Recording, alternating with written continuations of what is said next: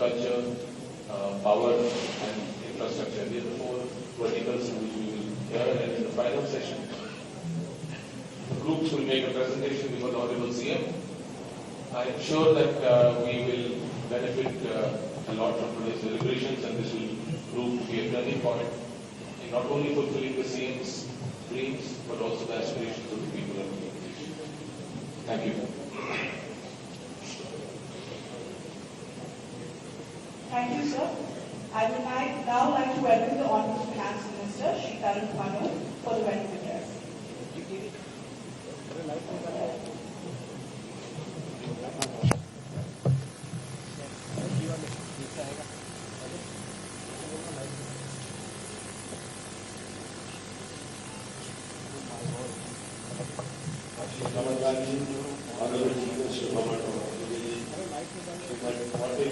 Honorable Honorable former Deputy Chairman of the Planning Commission,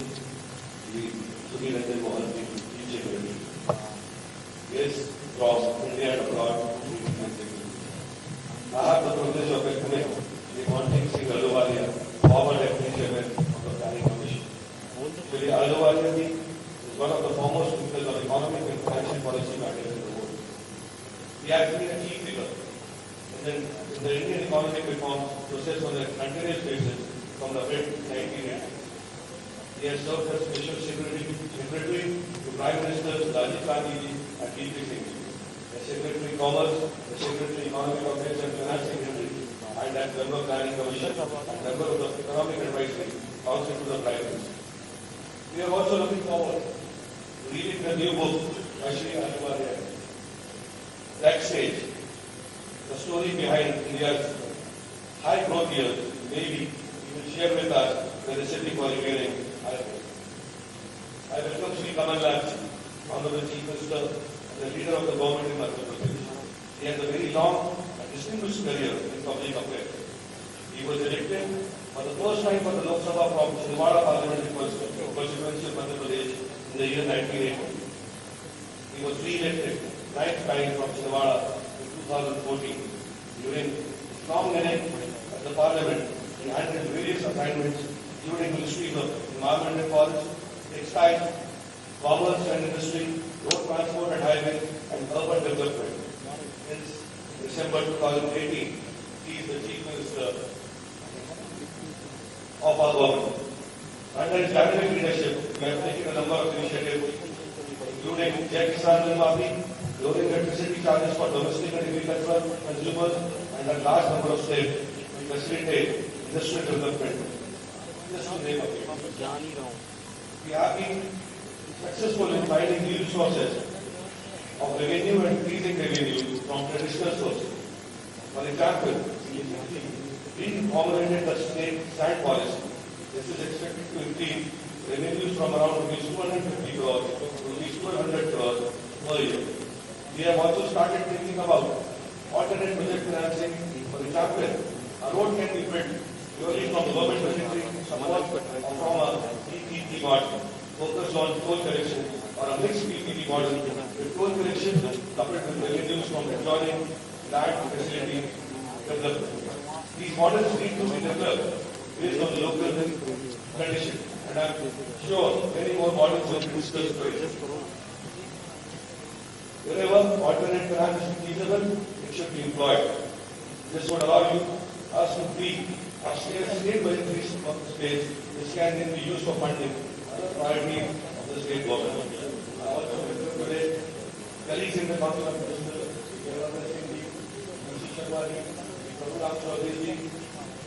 I would like to welcome Shri Palla Mohaparka, Secretary of Central Bank of India, our state's lead bank, Shri S.S. Mallikarjuna Rao, Secretary of Punjab National Bank. I am happy to say that we have amongst us a large number of top-level leaders and representatives from the banking sector, industrial banking, international financial institutions, industry, implementing agencies, and media organizations. They have come here from various parts of India and abroad and have devoted their valuable time for this workshop. PwC and SBI CAPS have assisted us in organizing this workshop. I welcome them all. अंत में मंच पर बैठे सभी सम्मानित जनों का और मंच के सामने बैठे आप सभी प्रबुद्ध लोगों का हृदय से धन्यवाद करता हूँ आपकी गरिमामय उपस्थिति के लिए। जय हिंद, जय भारत।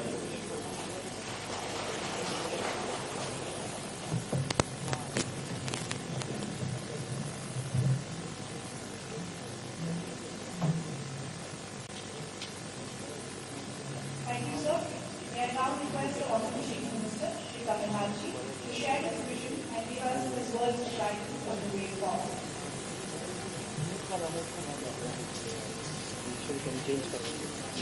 चेंज कर रहा हूँ, 1 मिनट चेंज कर रहा हूँ। अब जाओ जरा पोजीशन चेंज करने दो जल्दी से। all officers of the government and all the who come to participate in this seminar. I want to call it a seminar and I want it to be an interactive seminar. I'm delighted that Mr. Monty Alwali is here. I've had the privilege of working in many capacities and I have in my career met many economists. Mr. Monty Alwali not only is an economist, what he does is economists doesn't understand the economy. He is an economist who understands the economy. And that is the most important. There are economists who do not understand the economy.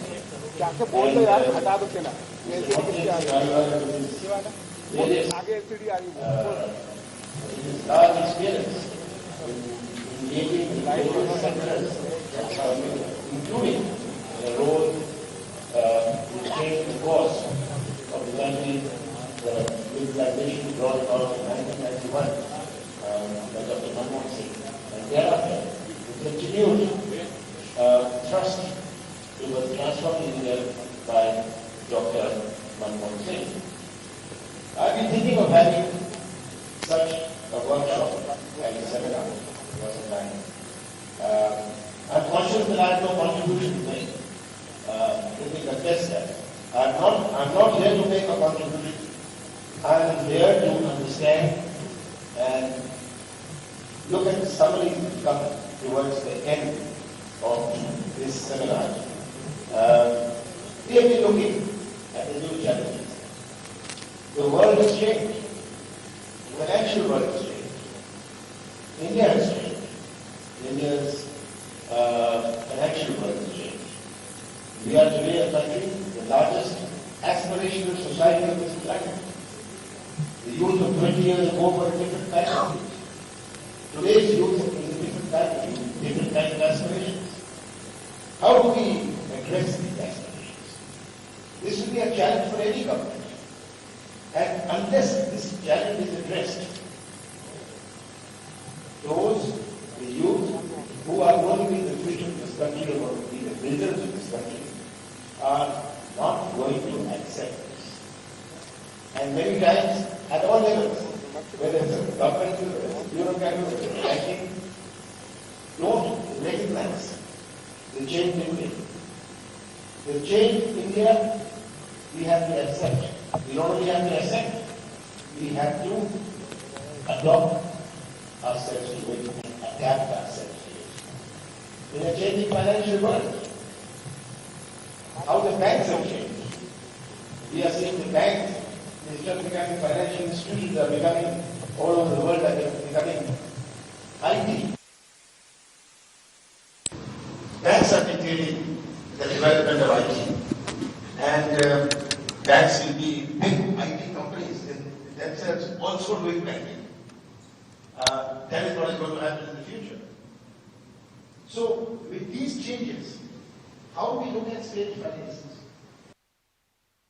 All over the world are becoming IT powerhouses. Banks are dictating the development of IT. And banks will be big IT companies themselves also doing banking. That is what is going to happen in the future. So, with these changes, how do we look at state finances? What are the new models of state finances? This is the challenge before us. New models of state finances, which are outside the limitation of the budget. It's been traditional. Budgetary resources fund everything. Budgetary resources fund everything, fund infrastructure, go about to fund public projects. This is been the conventional way. We have to get out of this. How are we going to unconventional methods of financing? How are we going to out of the box thinking in this? And most important of all is, how do we generate economic activity? That's the biggest index, not employment. Employment is one of the ingredients of economic activity. How do we generate additional economic activity? That is what is there. When we build a road, we had the Pradhan Mantri Sadak Yojana. What was that? Just not building a road. It was injection of funds into the rural economy. We have to perceive it from this point of view.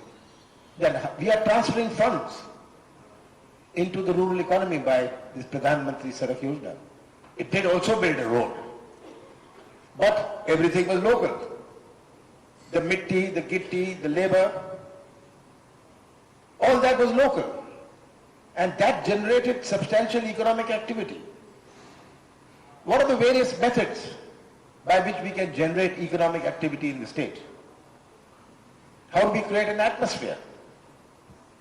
How do we bring in more investment? Investment is an article of faith. You cannot demand investment. It's got to be attracted. Investment has to be attracted. How do you create? How do you use your strengths? Madhya Pradesh is the largest tribal state in this country, has the largest forest area. We are mineral rich, but are we able to get the maximum juice out of our minerals? These are the things confronting us. How do we attract industry? We are logistically, after the GST, Madhya Pradesh is logistically the best placed state in the country with 60% of the Indian market around it. How are we going to use these advantages? How will the government use its resources to be able to generate this? In this we have to be thinking not for the next 4 years, but for the next 40 years. So this is what I think crucial. We, in the last 1 year, went about on the loan waiver scheme. Why a loan waiver? 70% of the people in this country, people in the state, are agriculturally dependent. They're not farmers. But the kirana shop in the village, his business runs, his trade runs if the farmer has purchasing power. If he doesn't have purchasing power, how will the kirana shop run? 70% are agriculture dependent. The bazaars in our blocks, in our tehsils, run on the purchasing power generated by the agricultural sector. So there was a lot of criticism. We have a lot of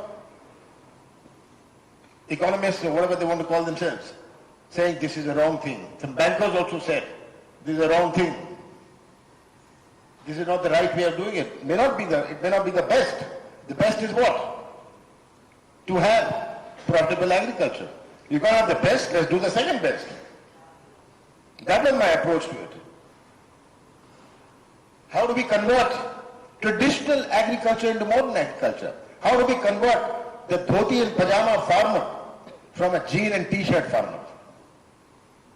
How do we bring about this revolution that he thinks this is also my job? I don't want to go and work in a company. I want to work in the farm.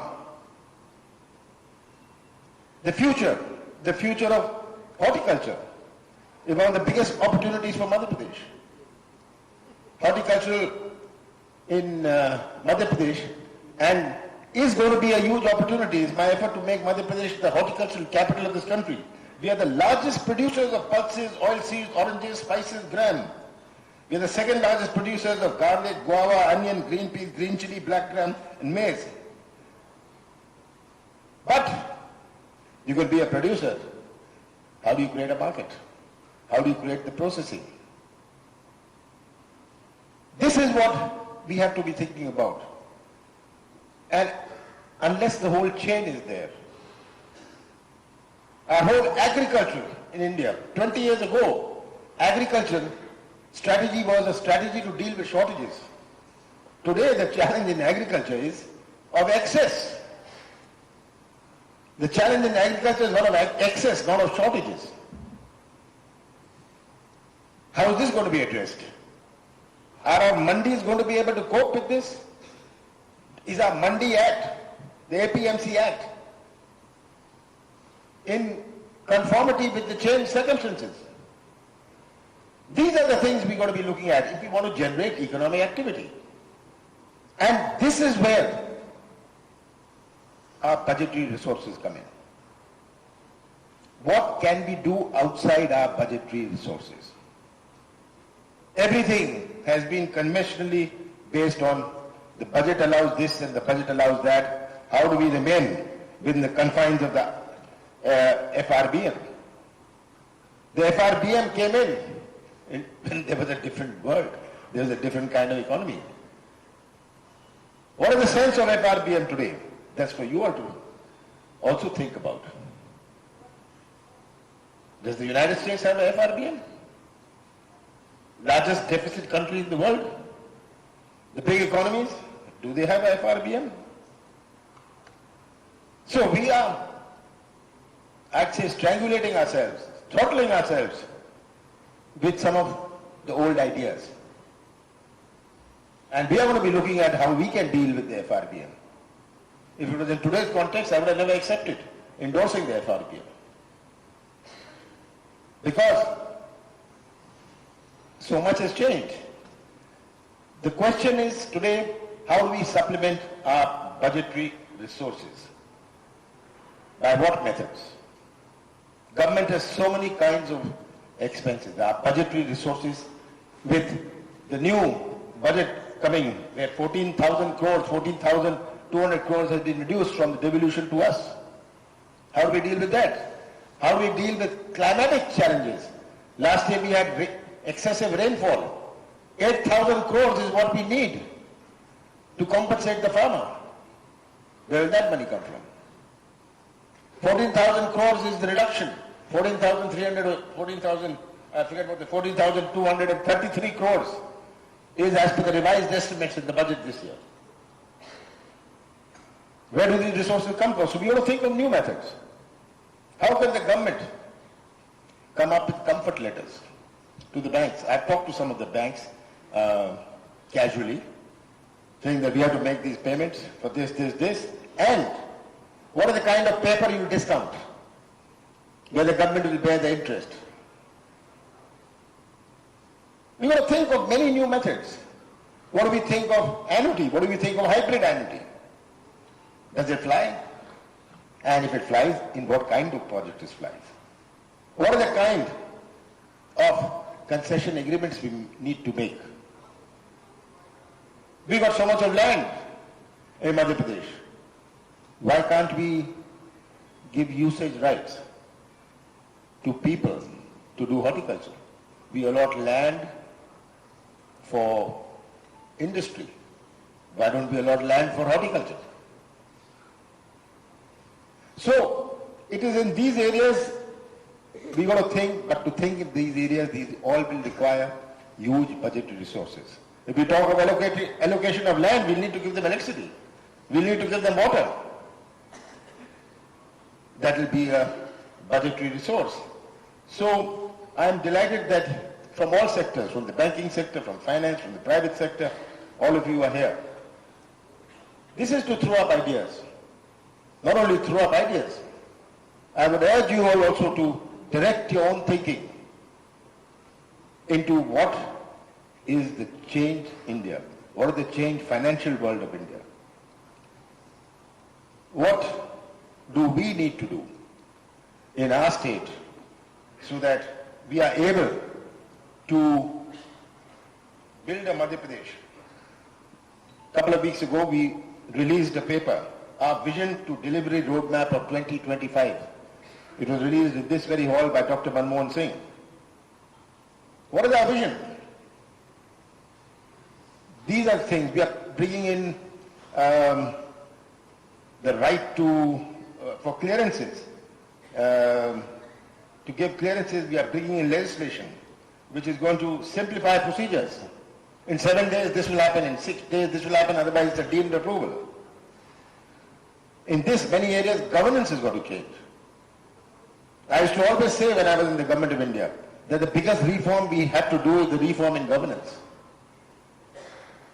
We can do this reform, that reform, but the biggest reform is the reform in governance. And this just doesn't start with the banks, it starts with the Reserve Bank. I have no hesitation in saying that. It's going to start from the top and trickle down. And I do hope that this seminar helps us not only to come with solutions, but helps many of us to be able to think differently, to think innovatively, and to think out of the box. Thank you very much.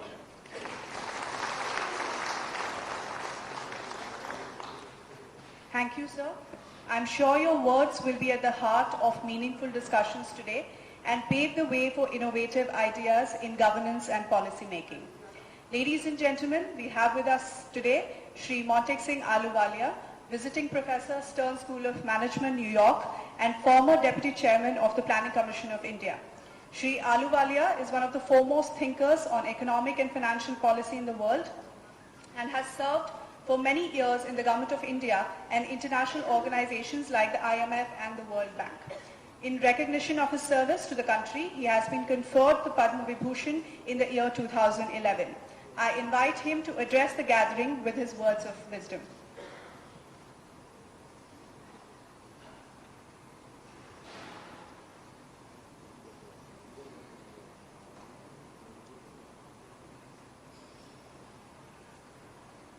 Honorable Chief Minister, and my good friend and former colleague, Shri Kamalan ji, Honorable Finance Minister, Shri Tarun Bhanot, Chief Secretary, Shri Mohanty, and other distinguished guests, corporate leaders, bankers, investors, and civil servants. Let me first begin by saying what a pleasure it is to be back in Bhopal. I think I last visited in 2013, and it's really nice to see that quite how beautiful a city it is, with a wonderful lake, and quite frankly, the most impressive thing is the unpolluted air. Somebody coming from Delhi, especially, is conscious of that particular advantage. Finance Minister very kindly referred to the fact that I have written a book which has just been published and actually invited me to enlighten us about what the book says. Now, I'm not going to accept that invitation. I look forward to a separate invitation for that occasion because that will take too much time. But I do propose to talk about the subject and some of the issues about this alternative modes of financing are actually touched upon in my book also, and you will see what I mean. I think this focus, it's good that we are focusing on this theme, alternative project financing. I mean, it clearly refers to the fact that the standard mode of project financing is that the government builds infrastructure and spends from the budget to do it. I mean, that is the standard mode. That is what all countries have done in the initial stages. But we have to remember that in the initial stages, there wasn't a capital market. We didn't have the financing instruments. We didn't have the risk reduction instruments to attract the private sector. So that was the right thing to do. But the problem is governments have limited resources. And in the old days, governments didn't have very much to do other than build infrastructure. Today, they have any number of ostensibly good things to do, which enhance welfare, education, health, supporting livelihood, rural development, water, sanitation, you name it. Now, governments cannot do all of that and also build infrastructure using budgetary money. There just isn't enough money, not in the central government, not in the state government. So quite frankly, it makes a lot of sense for any government to examine the question that if we are going to have fiscal restraints, and I think whether we like it or not, we have fiscal restraints, we ought to look at can we get infrastructure projects built using not relying exclusively on budgetary financing. It was precisely this realization that led to the effort to push what we then called public-private partnership. I see my good friend Vinayak Chatterjee, who I cannot remember an occasion when I've spoken on public-private partnership without Vinayak Chatterjee in the audience, and he's often reminded me of all the holes in government policy. So I'm glad that he's here, and he'll be able to wind up this discussion pointing to the many holes which I'm sure still remain. But you know, it was a new initiative, and as the CM said, it really began with the 1991 reforms. I mean, basically in the 1991 reforms, many things that were earlier not open to the private sector were legally opened to the private sector. But of course, you know, we then realized that just because you open something to the private sector, in a world like infrastructure, where there are innumerable risks, regulatory constraints, you cannot just go and charge whatever price you like, you're not going to get private investment unless the government facilitates and encourages private investment. And that's not the case, for example, in hotels. If you open up hotels to the private sector, they'll all come in. They're dealing directly with the customer, and the price is not regulated, and whatever standards there are well known. That's not the case with infrastructure development, hence the government has to do something more. And I would say that when I was in the Planning Commission for the 11th Plan, we gave a big thrust that we must jack up the role of public-private partnership, set some high targets. And interestingly, we achieved those targets in the 11th Plan. Then when it came to the 12th Plan, naturally we felt, well, we've done that, we must do even better. And we set even higher targets, and by then we ran into difficulties. So actually, the 11th and 12th Plan, which is really the UPA 1 and 2 experience, tells you a lot about what's possible and also the problems that arise. Now, you know, as far as what is possible is concerned, let us be very clear. It is the way to go, and there are many, many successes. I mean, the airports that we've built in Delhi and Mumbai, and of course one or two others, and hopefully in future even more, are examples of private sector activity in infrastructure actually doing the job. And let me tell you that when 1991 happened, many people did not believe that that kind of investment from the private sector in infrastructure would come. I mean, today it's clearly possible. But we've also learned a lot, and that's really what I want to touch upon. See, I think there are many reasons why you can go for private investment in infrastructure. The conventional reason is the government just doesn't have the money, and that is actually what drove us. Although I think we should remember that even if the government had the money, there's a case for doing public-private partnership if you believe that the private sector will be more cost-effective in managing a project. So even if you have the money, you may get a better deal by working it through the private sector. But I'm not raising that point because I suspect that in our case, if governments had a lot of money, they would not actually go for private-public partners, they would just go and do it themselves. Fortunately, in a way, they don't have that money, so what can they do? Now, I think, you know, there's a lot of work being done around the world on how can you bring investment into an area that is different from the market for cars or the market for lemons or the market for clothes and so on. And I think one of the biggest issues is that these are not areas where price is free. Invariably, the price that you can charge is actually regulated, and therefore the private sector has to have a pretty good idea of what it is going to be allowed to do of 25, 30 years or something like that. And if the degree of price regulation is not known, nobody will come forward and invest. So what kind of charge can be expected to be levied on the consumer is important. Now, the second point is that even when a charge is levied on the consumer, the fact is for a lot of infrastructure, not all, but for a lot of infrastructure, that charge cannot actually cover the costs. Nevertheless, the investment is worthwhile. And the reason for that is quite simply that the benefits of investing in infrastructure do not accrue only to the users of the infrastructure.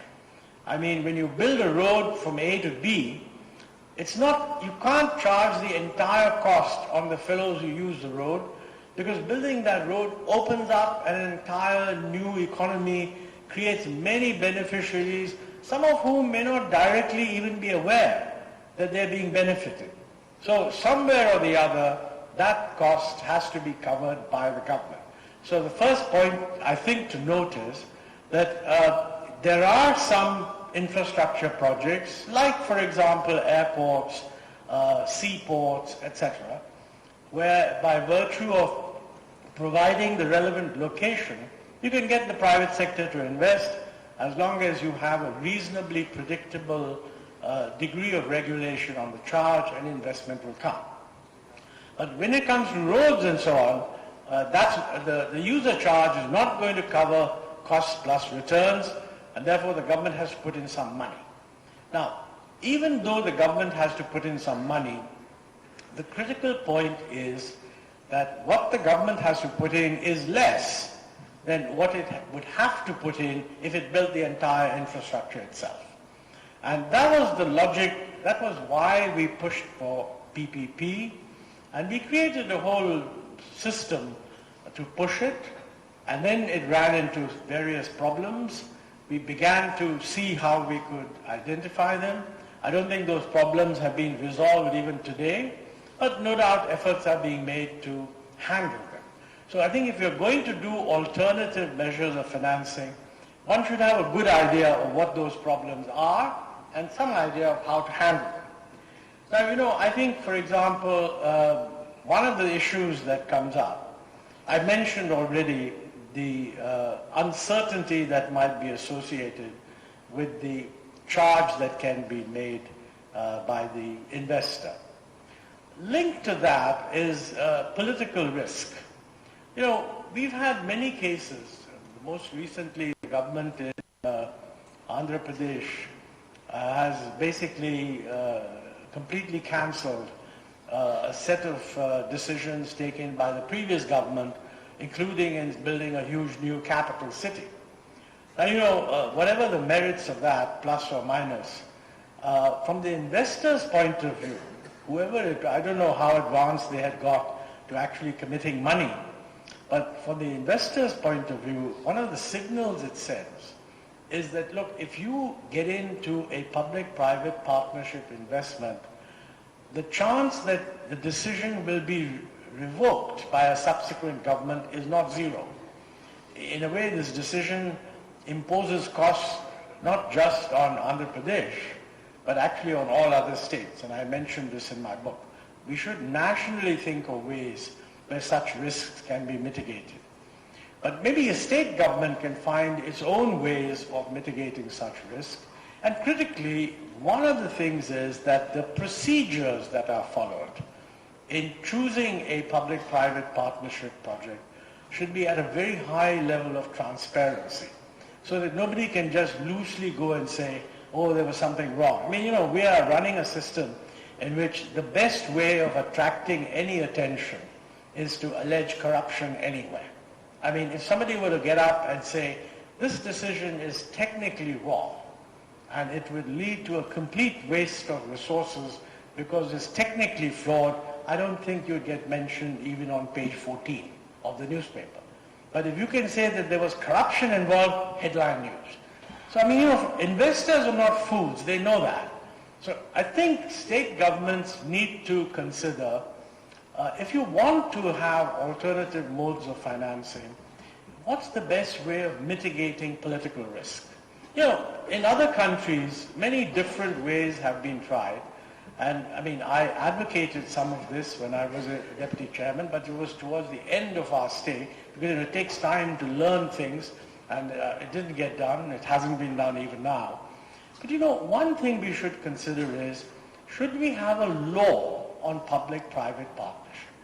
You know, I found that when we were pushing for public-private partnership, many NGOs viewed this as an abdication of the responsibility of the state. They viewed it as some kind of a fiddle. They viewed it as converting what should be a sovereign state activity into a contractually governed relationship between the state and a private sector person. You know, the alternative, many countries have done this. The alternative is that you pass a public-private partnership law, which clearly indicates the intention of the legislature that in these areas, we do intend to go for what is called alternative modes of financing here, but it broadly can be called public-private partnership. And you lay down some of the procedures that you're going to follow in going through with these projects. Now, one view would be this is unnecessarily cumbersome. The other view would be that it might provide an opportunity for anybody who has any objections to raise them early rather than raise them later. So this is one issue that I think we need to think about. You know, the other issue really is that I said that for some of these projects, the government cannot simply leave it to the private sector and not use any of its own money. Because if that was the case, it would be much simpler. But if you have a situation where somebody says, look, this road, which is going to cost X amount of money, is a very good idea, but there's no way that the user charge that you are going to allow us to place on the road, on the people using the road, would even remotely cover the cost.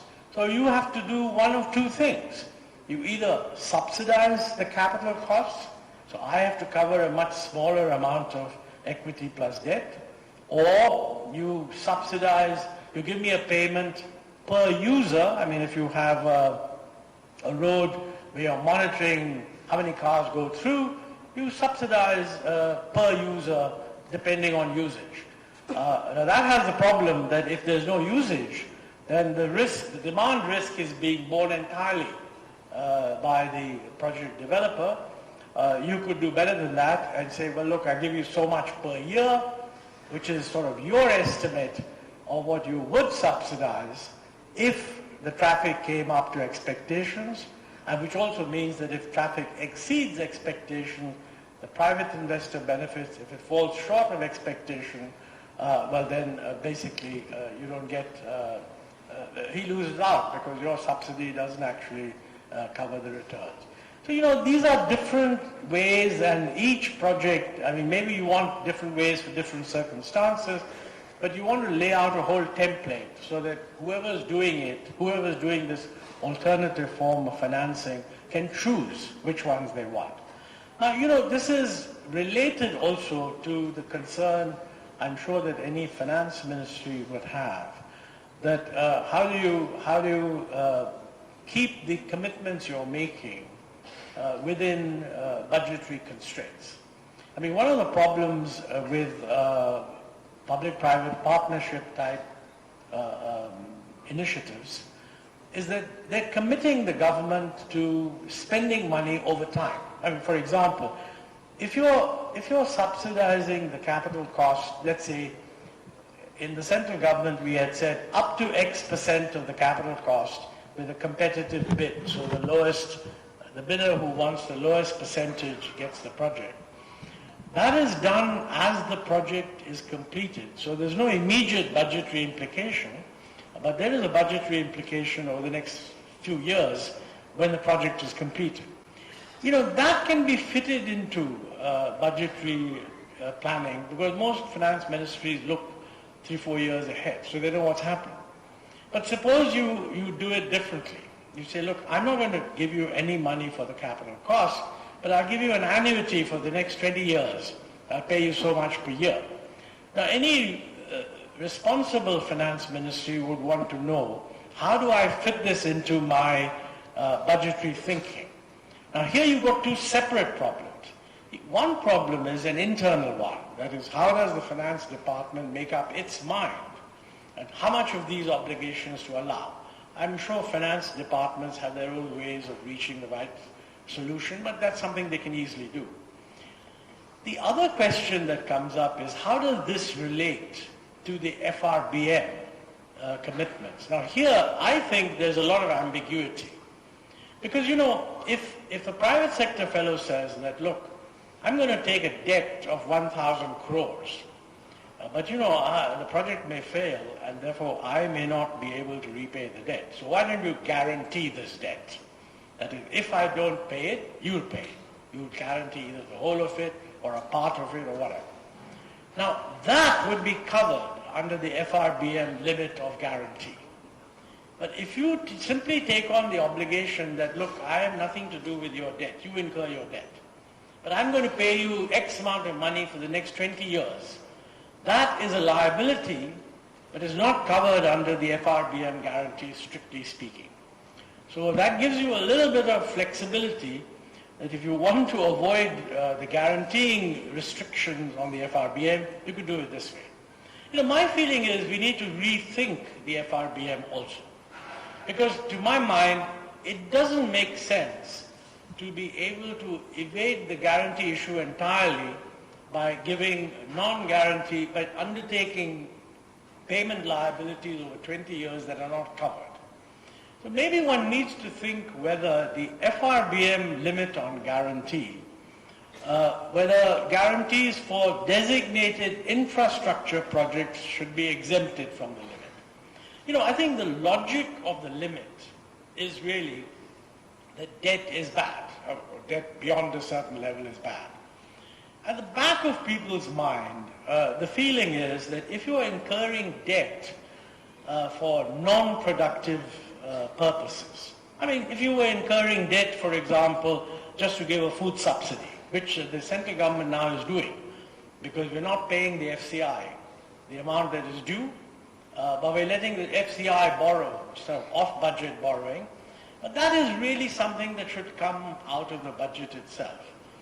But if you set up a kind of public sector financing company, and that company is doing some borrowing, it's not entirely clear to me that the limit in the FRBM on debt should be irrespective of the purpose for which the expenditure is being incurred. Now, a very orthodox finance ministry will definitely reject this idea. And I must tell you that when I was finance secretary, I would have rejected it. But when I moved to the planning commission, I had a different perspective, and it seemed to me that this really has some merit. And I can tell you internationally today, the consensus of opinion is that a single-minded focus on fiscal deficit is not particularly useful, because that does not distinguish between a country that runs an 8% fiscal deficit because it is financing food subsidies and a country that runs an 8% fiscal deficit because it's financing infrastructure. I mean, I have no doubt whatsoever that the latter is hugely better than the former, but the way the FRBM is formulated at present, that is not reflected. So I don't know whether the Chief Minister or the states have flexibility. Certainly the Finance Commission, which is sitting, has been asked to look into issues of state borrowings, and I think it would make a lot of sense to make a representation to the Finance Ministry, to the Finance Commission, which says that, look, since it is widely accepted that whether incurring a debt is good or bad is not independent of what the money is used for, should the FRBM not be amended to reflect that? Even the central government may be quite happy to entertain that point of view because they face a similar problem. And you know, I have no doubt whatsoever that when people worry about our fiscal deficit, and people do worry about our fiscal deficit, they worry because they think the fiscal deficit is financing consumption expenditure, consumption subsidies, election freebies, populist expenditure, etc. If it was financing the creation of high-quality infrastructure, I really don't think the worry would be of a comparable order, especially if it is part of a very clear strategy which says that, look, we want the private sector to do this. And remember, if the private sector were to do it on its own, it wouldn't come under the FRBM. But there is a problem of risk mitigation. And infrastructure is one area where everybody agrees that the government has a role because of risk mitigation. Now, I know that you have referred to a lot of papers in the document that I saw. And, you know, I would refer you to some of the work now being done on innovative means of financing in the face of climate change. You know, globally, none of the people who are very concerned about the fiscal deficit mind the use of innovative financing to support investments related to climate change. So already an intellectual groundwork is being laid to work out that when you want to push projects, money into desirable areas, certain types of innovation are acceptable. I think we need, in India's case, and certainly in the case of states in India, we need to extend that into the creation of infrastructure. You can debate whether certain things are infrastructure or not, but, you know, I have no doubt that 80% of what we call infrastructure would make a lot of sense. I mean, for example, climate infrastructure to combat climate change is a hugely important thing.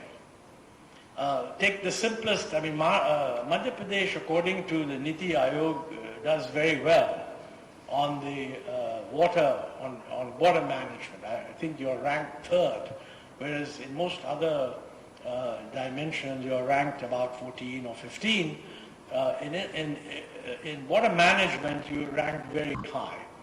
Well, you know, you need to factor in what are the investments needed over the next 10 years, given the likelihood of climate change. Now we know that the likelihood, India is one of the 5 countries that will be most severely affected by climate change. We know that. We also know that given the way the world is going, climate change is going to happen. I mean, nobody is observing, maybe we are, but certainly the big fellows are not.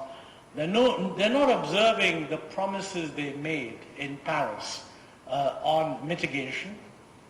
And what is worse, even if they did observe them, we know that the temperature increase will exceed 2 degrees centigrade above pre-industrial levels. So whatever you may think about how to improve performance in this area, we would be well advised to recognize that climate change is here, and we're going to see more of it. And we know that one of the things you will see is much greater variability in precipitation. That has an implication for how we manage water, and that requires a lot of investment. And I find it very difficult to believe that an increase in the fiscal deficit to accommodate such investment would be disapproved of internationally. I have absolutely no doubt that it will not be disapproved. So I think we need to be, this is not just a point for Madhya Pradesh, this is a point really for India, the intellectual community. We should make this point that we should simply rewrite the FRBM because it is not, it doesn't reflect what should be taken into account. We have an advantage that the terms of reference of the Finance Commission explicitly ask it to address the question that how should we look at states borrowing.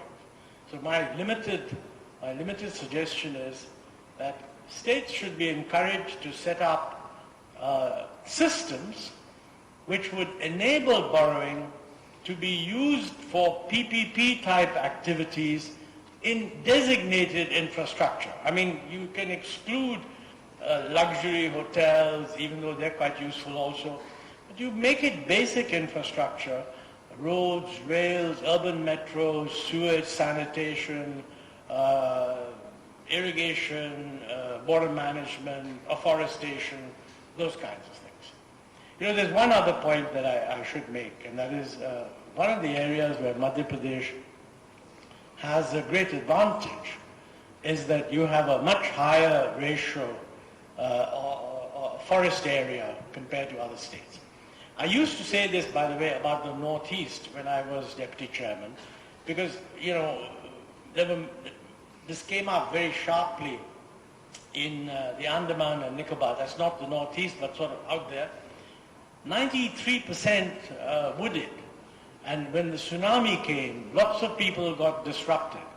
And in order to relocate them, I mean, you needed to cut down some trees. But the environmental restrictions that were developed for the country as a whole made it absolutely impossible to cut any trees, even in those circumstances. And those chaps said that, look, we're 97% forested. Whereas there are other states like Rajasthan which have almost no forest left. So you need differential treatment. Now, one of the ways of getting a differential treatment is to have forestry certificates which can be traded. Now, if you had a system where somehow you enforced a requirement that states should meet a certain forestry target, and states that have a surplus can, so to speak, trade off that entitlement in the market. For other states that don't, Madhya Pradesh will get quite a substantial flow of resources.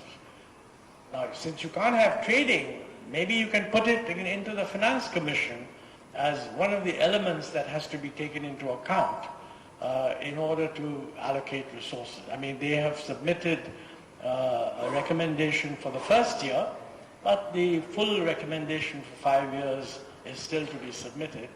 And I think if those gains were earmarked, again, for climate-related infrastructure development, it makes for a very attractive financing package. I'm sure that there are many other things that will come up in the course of the discussion.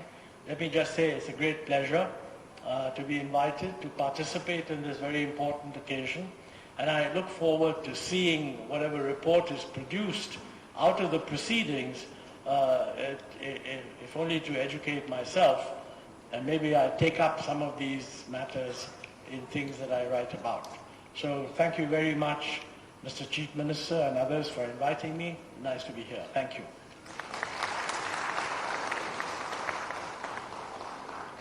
Thank you, sir, for enlightening us with your intellectually stimulating ideas and thoughts. We have all been enriched, which will serve as useful guidelines for our discussions on this topic today and in the days to come. As we come to the end of our inaugural session, I would like to request the Honorable Chief Minister to present a memento as a token of our gratitude to Shri Montek Singh Ahluwalia.